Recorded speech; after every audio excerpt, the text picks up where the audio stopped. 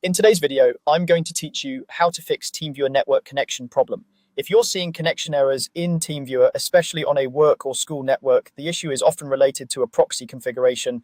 I'll walk you through setting the correct proxy details inside TeamViewer so it can reach the internet reliably and securely. First, open the TeamViewer app on your computer. Make sure the main window is visible. If it's minimized, check your taskbar or menu bar and bring it to the front. Having the app open is important because all the connection options live inside its settings.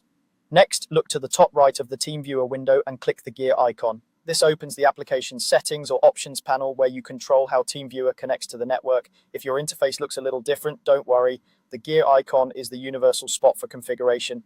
Inside the settings, go to the network section. This area manages the app's connectivity behavior, and it's where you'll find everything related to proxies. Many corporate or campus environments require traffic to pass through a proxy, so configuring this correctly is key to resolving those stubborn, not ready, or check your connection messages. Now, select the proxy option within the network settings. You'll see controls for how TeamViewer should handle proxy access. This is where you tell TeamViewer about the gateway your organization uses to reach the internet. Having the exact details from your network administrator or IT documentation will save you time here. Enter the proxy server address and the port number provided by your network. Type them carefully and avoid extra spaces. The address identifies the proxy machine and the port specifies how your traffic should be routed. A small typo, like a missing digit or a wrong separator, can prevent TeamViewer from connecting, so double check your entries before moving on. If your proxy requires authentication, fill in the username and password fields associated with your proxy account.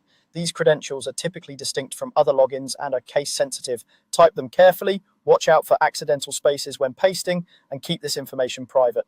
Once the fields are complete, TeamViewer will use these credentials to establish a secure, authorized connection through your proxy. That's it.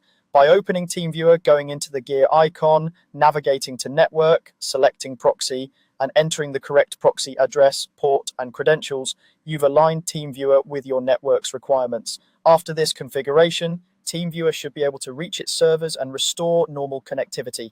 If issues persist, review the details you entered and confirm them with your network support to ensure everything matches exactly.